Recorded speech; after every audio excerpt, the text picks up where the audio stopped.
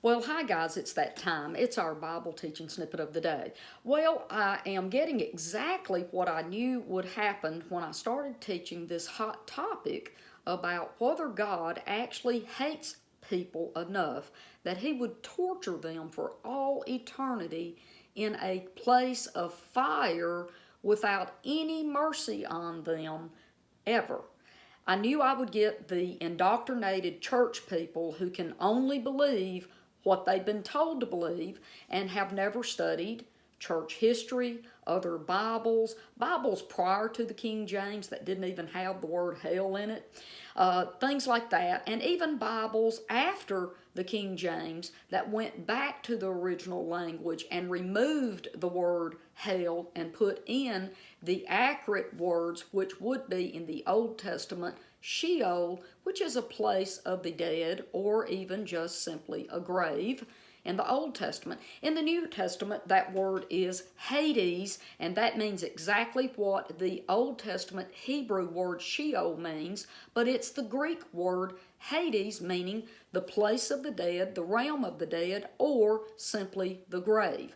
Then we have Gehenna, which is an actual geographical location in Jerusalem. It's called the Valley of the Sons of Hinnom, the Valley of Slaughter in the Old Testament, or simply when Jesus used the word Gehenna. Jesus never used the word hell, by the way. When Jesus used the word Gehenna in the Gospels, he was referring to a current place that was actively in use as a city dump.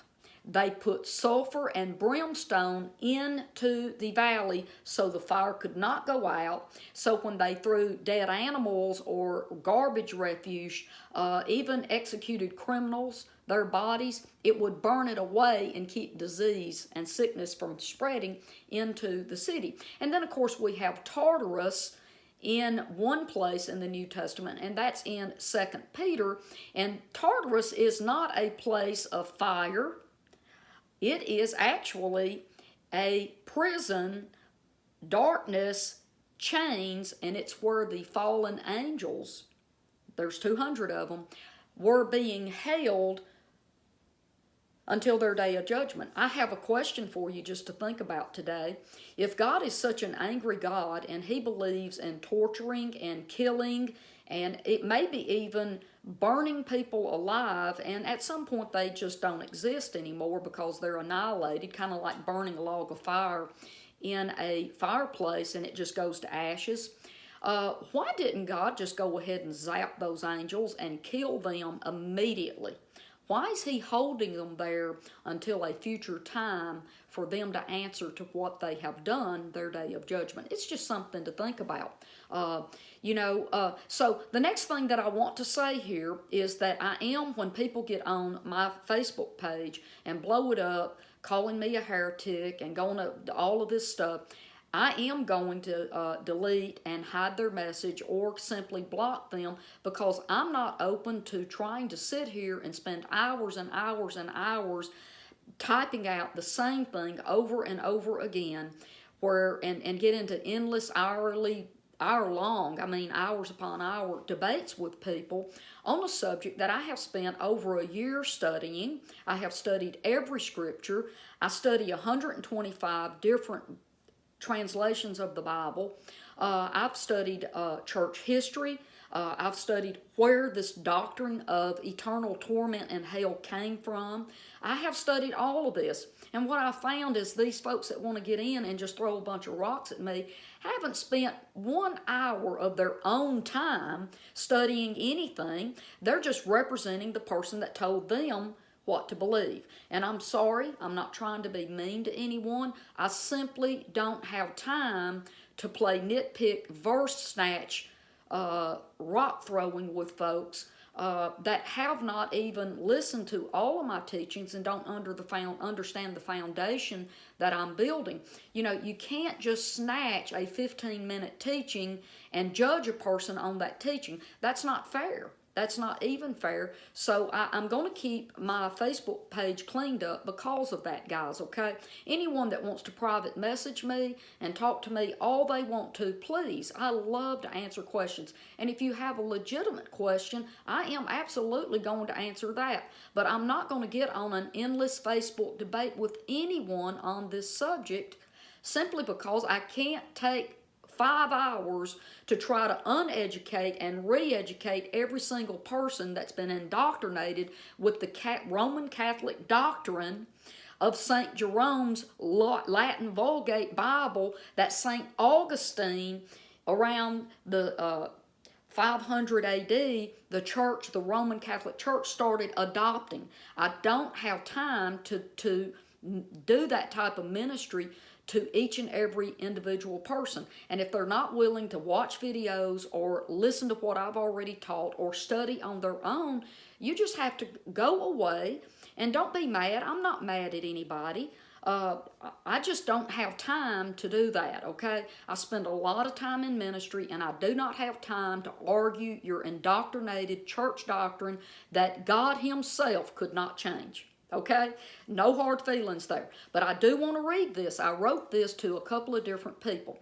So we all understand whether we believe and hold to Calvinism, which Calvinism is that only a select few, the elect, are even able to be saved. A man named John Arthur, I've read some of his books. I have a lot of respect for him in some ways. But he is a Calvinist.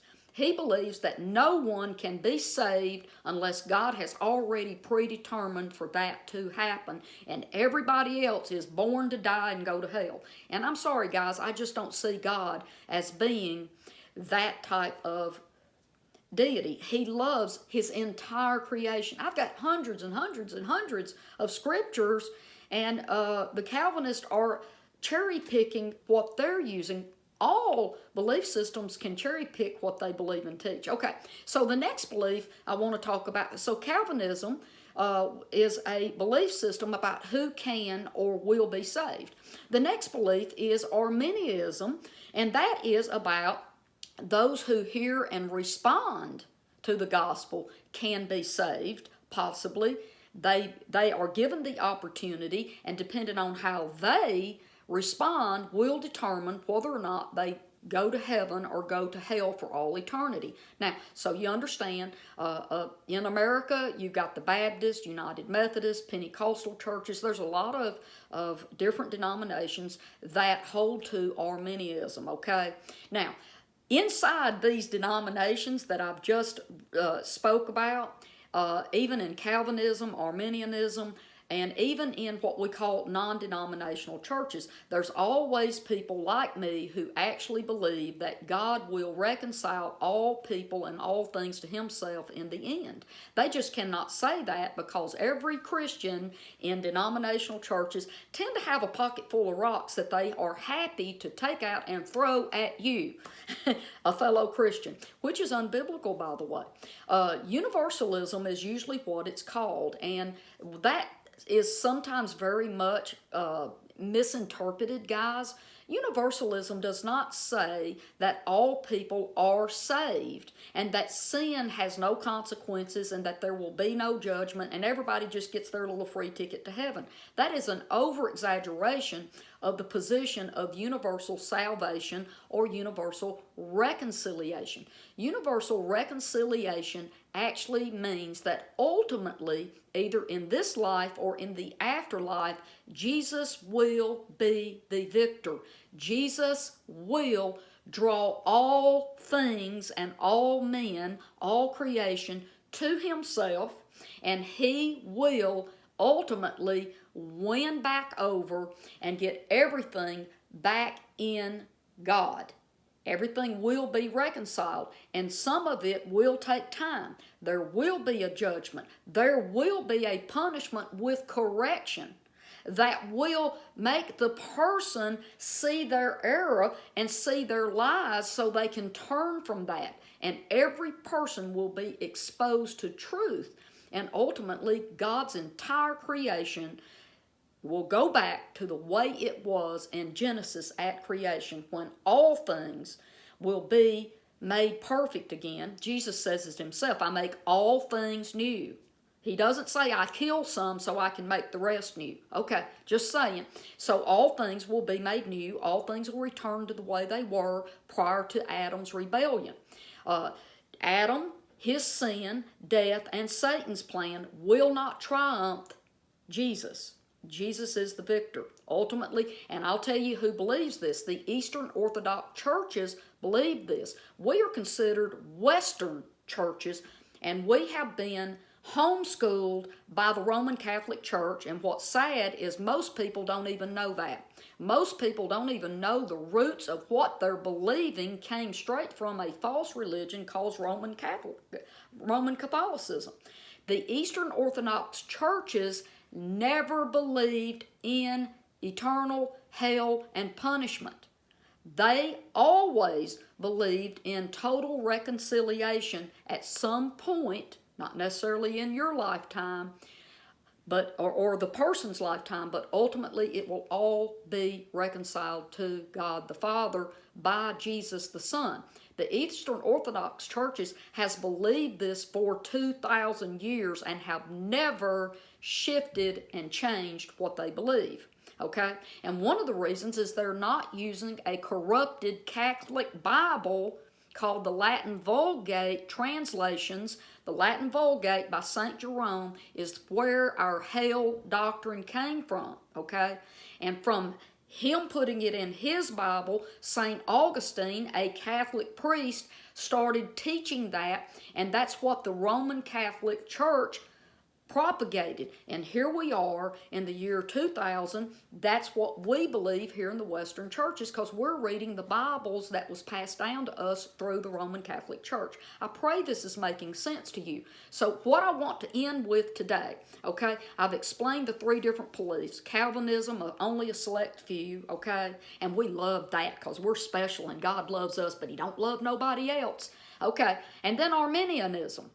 Now we've made salvation based on what mankind can do here in this earth with whatever it was Jesus did on the cross. Arminianism is putting the weight on us to evangelize, and the weight of how good I evangelize as to whether a person will accept Christ and say a sinner's prayer. That's Arminianism. And Universalism is a higher degree of belief that our God is actually as big as he claims to be, and that Jesus is absolutely, totally, all in all going to be the great victor, and it's not Satan, and it's not Adam's sin, okay?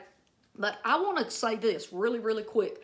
None of these three are critical church doctrines in the way that we deny Jesus or that we deny the work of the cross. We just deny or vary our beliefs on the total effect of the cross. That's all we're doing. We're disagreeing on the end result of the cross. But none of these are critical church doctrines that determine whether a person is saved or not.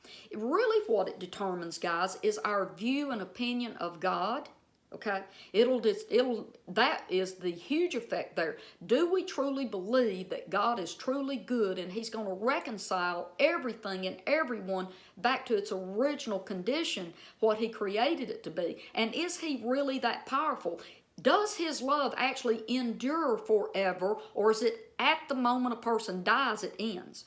Does God's loving kindness and mercy follow us and endure forever, or does his mercy end when someone dies? See, I believe God's love truly is everlasting, even into the afterlife, and his mercy endures even after a person quits breathing. That's all. All it really does, guys, one of these three beliefs simply affect your view of eschatology and your opinion of God and whether you can trust him or not.